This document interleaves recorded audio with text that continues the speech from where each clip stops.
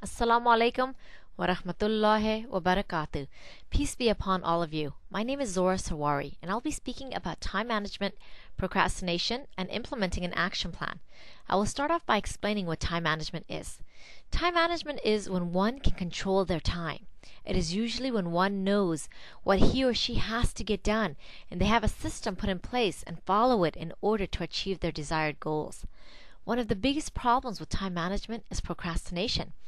Usually you procrastinate when you put things off that you should be focusing on right now, in favor of doing something that is more enjoyable or that you're more comfortable doing. Two problems that procrastinators usually face.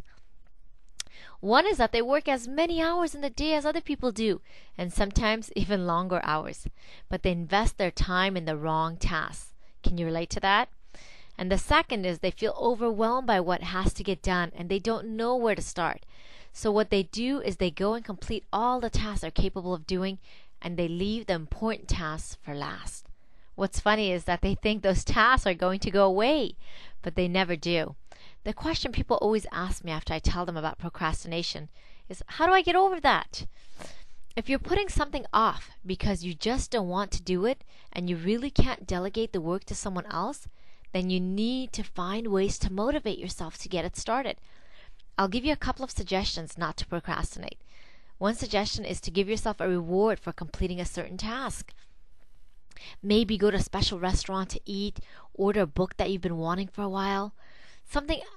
Anything that you want to reward yourself with.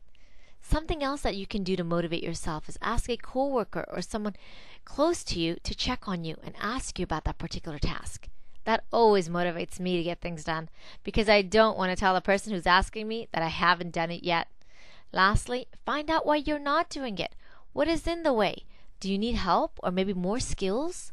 If so, once you know, then go out and obtain what you need first and then begin the task. This leads us to the final step I'll be discussing, which is called an action plan. An action plan is a list of things that you have to do in order to achieve the outcome you need. So in simple terms, you map out what the goal or objective is and then you go back and you make small steps leading to the final outcome. Basically, you'll break the projects into smaller segments and start working at one segment at a time. Instead of being worried about it as a big project, now you're only worried about what needs to get done first.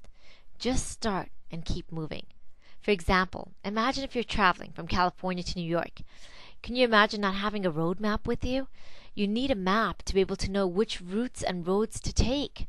And when you start, it's how fast you travel that will tell you how fast you can get to your final destination.